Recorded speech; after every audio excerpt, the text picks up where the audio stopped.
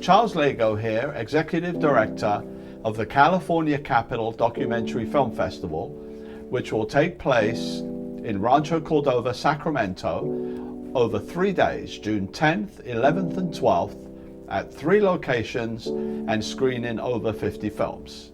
We call this series Doc Talks, and in this series we talk to the various filmmakers and in some instances the subjects of the documentaries themselves about the films that we will be screening. Today I'm very happy to welcome someone that I know quite well from the film industry, and that's Ethan Ireland, to talk about his new documentary, The Signal in the Noise. So Ethan, welcome. Thanks, Charles. Good to be here.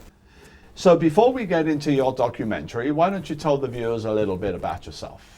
Sure. I've been working in film and television since I was in college. I started working professionally in college in about 1997 or 98. So I've been working for quite some time.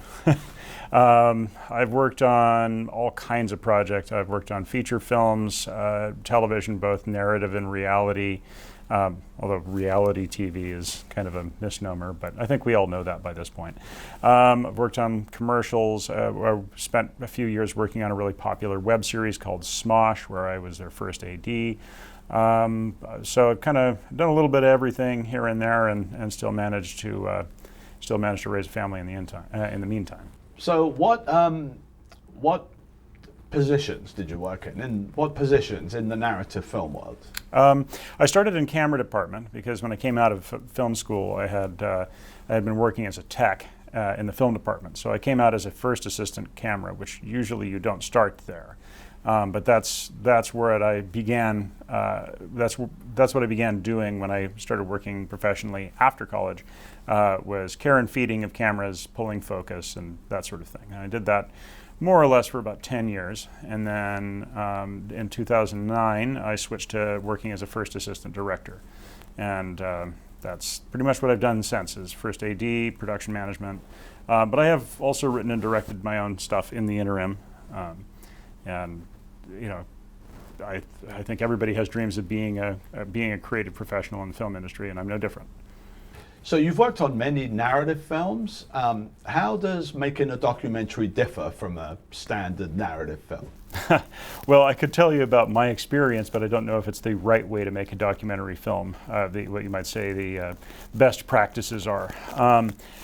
I hadn't really worked on documentary features prior to this, but I sort of had an academic knowledge of it. I had books on how to do it, and so once I talked to some people about the process and read a little bit, I just jumped into it.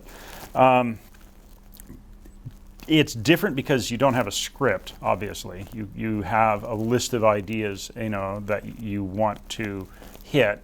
You have a list of talking points, you might say, and then you go out and you try to get those. But the thing that I thought was particularly interesting about it is that as you begin to investigate these talking points, sometimes you'll find new information and leads that you want to follow up on, threads that you didn't know existed, that you then have to kind of contextualize and pick up, and the story gets told in the process of making the movie, and the story that you end up with in this case ends up being significantly different than the story that you necessarily started out to tell. Right. And as someone who, I've worked on both, I've worked on narrative films and recently in a documentary, and documentaries can never end. They can go on forever. Yeah. Well, actually, I think I may have misspoken. I helped with somebody in shooting a documentary in 2004, but he didn't really have a story. And I just sort of went out with him for 3 days to cover a hackers convention in Las Vegas. And he didn't really have a story. He just wanted to go out there. So we spent 72 straight hours rolling, right, tape after tape. And then he didn't know how to find a story, and the story never really got told because there's just a lot of footage. Got to have a plan. Yeah, got to have a plan. Right. So that's the whole reason why when we set out to make this, we set the plan, but the plan changed as the content changed. So now to get back to your documentary, so the documentary that we're showing at the festival is called The Signal and in the Noise, The Signal in the Noise. So before we talk about it, let's watch a little clip. Sure. I basically have considered myself a dead man for 27 years, and it's been very freeing. They had found something. There's something this big, dead center in the middle of my head. It was the body of the tumor and the tail wrapped over the optic chiasm. You know, if it wouldn't have been for being dead, I would have never popped up into the lecturing world.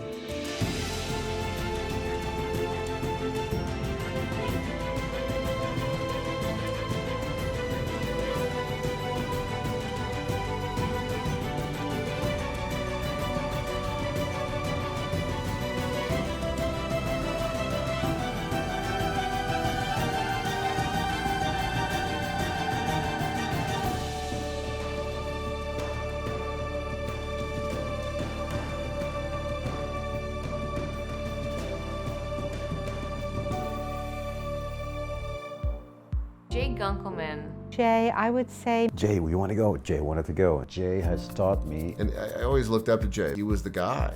Because of Jay's passion, because of Jay's ideas. The wonders that Jay has done. A man called Jay Gunkelman. Jay Gunkelman. Jay Gunkelman. Jay Gunkelman. Jay. Jay. You know, I've never met anybody else that can do what he can do. I've seen him blow away neurologists. I've seen him blow away neurosurgeons. I've seen him completely amaze epileptologists. He will help everybody who needs his help. The phenotype model, per the way Jay defined it, is the intermediate step between genetics and behavior. 제이는 제 뇌파 경력에 있어서 가장 영향을 많이 미친 분인데요. He is trying to understand the truth, the ultimate truth. I can truly say that I have had the opportunity of knowing a genius. This documentary will be a testament to the development of EEG analysis. It's going to help people who come after us who maybe will never have known Jay.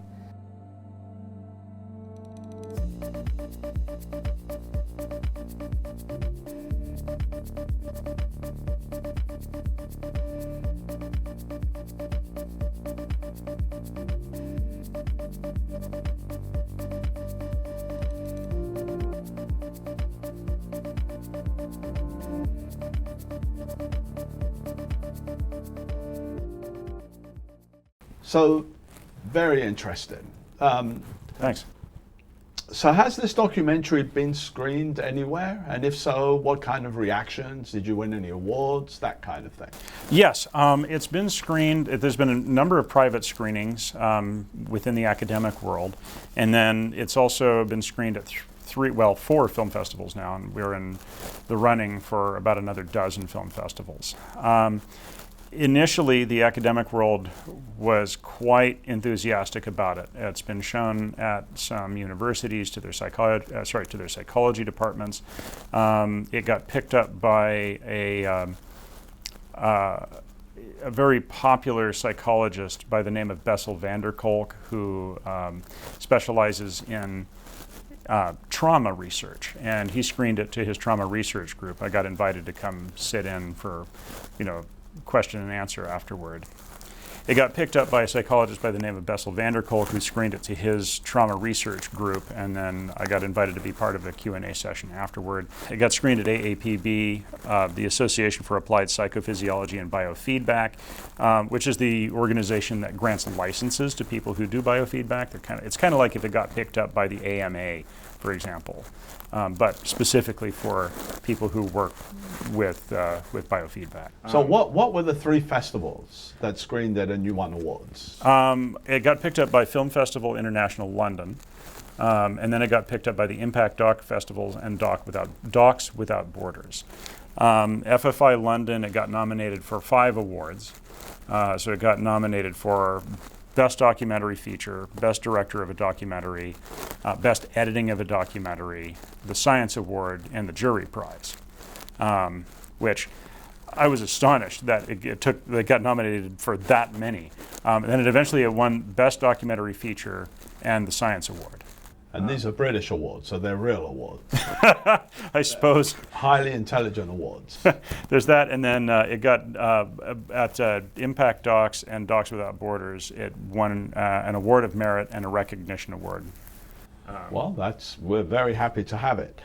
So, the film centers around Fargo-born neuroscientist Jay Gunkelman. Yeah. How did you find out about him? How did you learn about him? And how did you meet him? That's quite a story, Charles. So I met Jay Gunkelman through my co-producer on this documentary, Dr. Mary Tracy. I had started doing a career transition into medicine, and so I was interning at Mary's neurofeedback clinic, Dr. Tracy's neurofeedback clinic. And when she had found out about my history in film and video production, she said, I want to do a documentary about my colleague, this mentor of mine. And so she told me a little bit about him, and I thought, oh, this is interesting. And she said, one of the really interesting things about the guy is he doesn't really have any academic credentials. He doesn't have a PhD, he doesn't have an MA, but he's kind of this is the word she described him as the Einstein of the brain. Like, he knows the subject better than anybody else, but he doesn't have any sheepskins. And I thought, oh, that's really interesting. That's a very American kind of way of going about things. And when I met the guy, he was immediately fascinating. He's not one of these egotistical kind of people who's always talking about himself. In fact, if anything, he gets a little uncomfortable when people give him praise or talk about him. He's just really interested in his topic, which is the structure and function of the human brain. And he kind of has, like, he self-describes as kind of on the spectrum. And he definitely comes across as that, like somebody who is really into the thing that they're into. And in this case, it just happens to be one of the most complex structures that humans have ever encountered, which is our own brain. How I met, he's also a hippie. So I come into the guy's house, and he's got this eye patch on, and he's got this big scraggly red beard, and he's got this really laid back sort of, hippie manner. And I just immediately found him really, really interesting. Wow. What gave you the idea and the inspiration to make a film about him? Well, Dr. Tracy in particular. I think she's the one who told me about him and then showed me some videos of him doing a consult on EEG. And the thing that really, I think, made him the most interesting to me, beyond the fact that there's this pirate-looking, red-bearded hippie dude who knows more about the brain than just about anybody else living, which is an interesting story in itself. But he has this way of speaking that I find really, really interesting. Like the way that Richard Feynman could take very complex physics and boil it down into something that was easily understood by a layperson. Jay Gunkelman has that same superpower. Like, he can talk about the human brain such that you or I, or just your average person, could grab it. But the more you dig into it, the more the more you understand the subject, the more you find in what he said. It's like a tesseract. You kind of like it unfolds. The more levels up you are in understanding. So, having watched the film, it seems pretty dense academically. Who would you say your target audience is?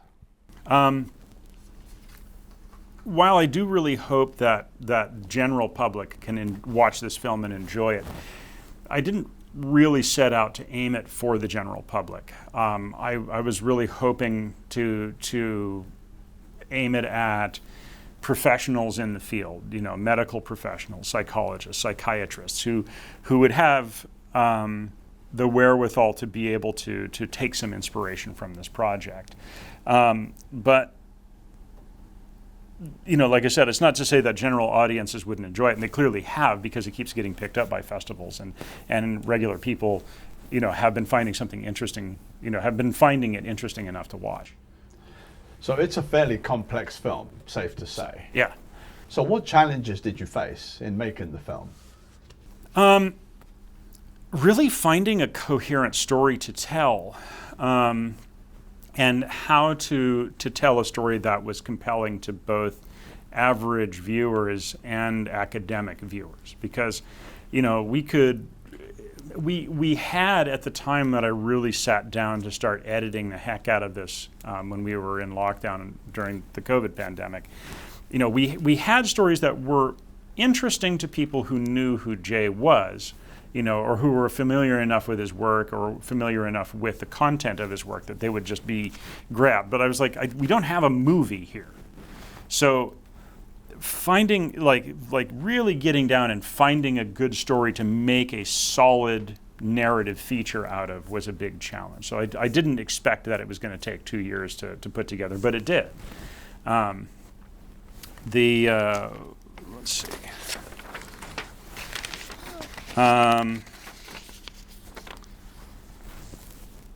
can also say I'm really glad that I had all the undergraduate medical studies that I would have needed to be able to ask the coherent questions and then figure out how, like, okay, I have this level of understanding at this point, which, you know, is a little bit above your layperson, but definitely nowhere near any of the professionals working in the field.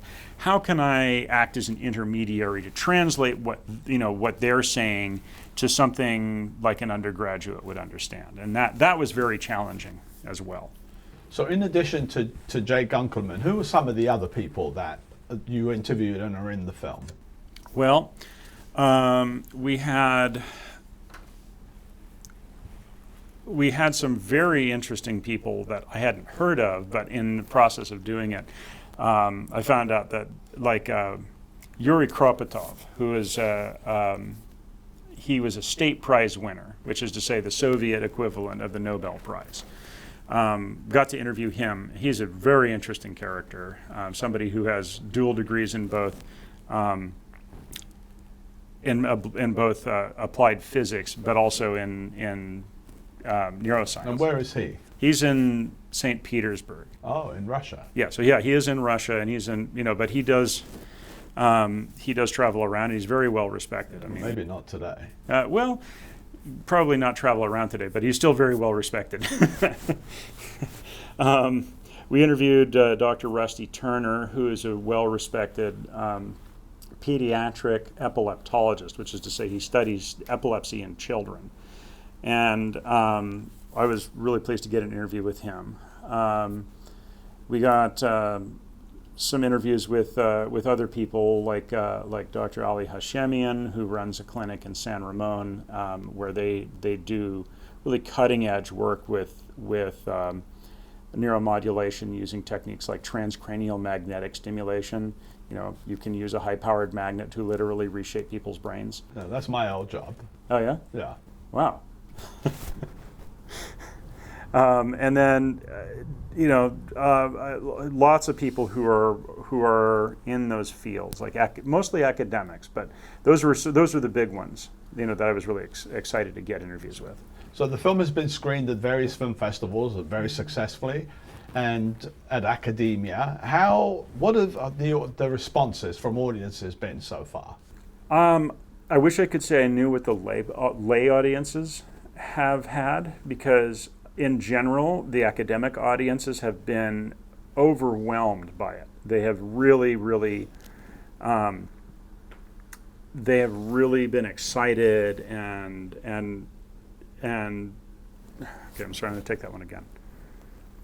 I wish I knew what the lay audience would do, because I've been very aware of what the response from the academic and the professional field has been.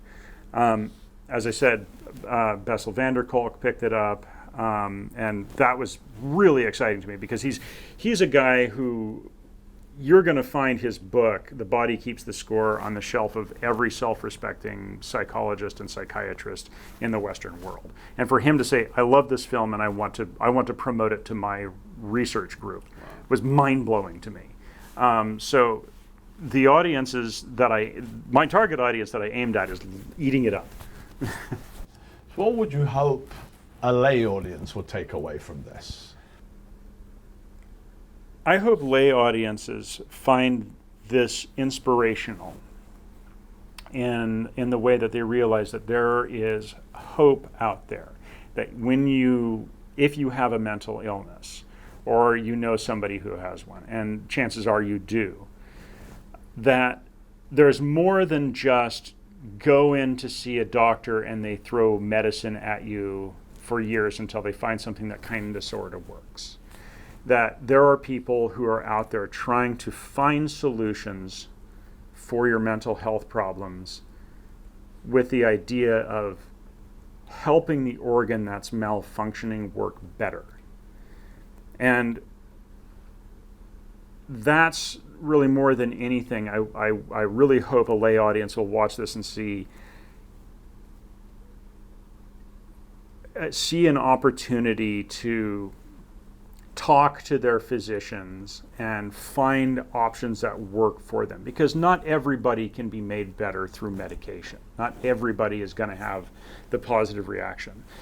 For the academic audiences, I really I take as inspiration something Sir David Attenborough told me when I interviewed him when I was 19 years old. And what he said to me was, no, I don't want to compare myself to him in any way, because there's no comparison. Like, I couldn't hope to hold a candle to what he does. I mean, but he was a chief inspiration to me and throughout my whole working life. But I asked him how it felt to be considered one of the world's foremost television educators, and he said, "I don't consider television to be educational. I consider it to be inspirational. My job is to inspire people to go do that positive research for themselves, to educate themselves on the topic." And that's why I picked that's why when you asked me who my target audience was, I said the academics and the professionals, because I hope to inspire people who are working in this field to go do that positive research, to build the body of research, of scientific research. I'm not talking about Googling, but I'm talking about actual studies, to build the body of research to show that these treatment modalities aren't things that should just be ignored, because up to this point, EEG, or electroencephalography, reading human brain waves, was considered to be kind of an obscure, all borderline obsolete technology. And that was the thing that really blew my mind. Seeing people like Jay, seeing people, who are his colleagues, take this piece of old tech and find new applications for it, and are getting extremely effective results and helping people get relief from their mental illnesses. So at CalCap DocFest, we're showing 50 films, roughly, give or take. So I'm walking around the streets and I've got the program, and I want to pick a film, and I bump into you, and I realize that one of the films are yours. Give me the elevator pitch, why I should go and see this film. If you know or care about anybody, or I should say, if you have or you know or care about anybody who has mental illness, and this is the film to see, so you can know your options for how to make your life better or the life of your loved ones better. And how long does the film run? It's almost 2 solid hours. 2 hours? Yeah, 1 hour, 59 minutes and change. Wow. So Ethan, what's next for you? Do you have any other films lined up? And how do people find you? Yeah, I have another film project in development. Some of the academics I worked with on Signal and the Noise were impressed enough with it that they have reached out to me to try to help them produce a documentary on trauma, but from the perspective of the average person, because a lot of documentary features on trauma tend to focus exclusively on military veterans, and we want to kind of make people aware of the fact that this is a human response, that all people could potentially have trauma and would want to heal from it. And how do people find you if they have questions for you? Oh, well, they can find me on Twitter at Ethan C. Ireland, or they can also find me on Facebook at Ethan Connor Ireland. They can reach me there. I also have a podcast I produce called The Cinemania Society, which is kind of exploring cinema esoterica. You can access that at TCS_Cinemania on Twitter, or you can go to our website, thecinemaniasociety.podbean.com. It's pretty goofy, but I think people will enjoy it. Intellectual discussion about weird movies. Okay, well there you have it. Signal in the Noise, directed by Ethan Ireland and executive produced by Dr. Mary Tracy. I think it's an important film that everybody should definitely try and see during the festival. Ethan, thank you. You're welcome. For being here, telling us about your film. And we look forward to your next film. Thanks for having me, Charles.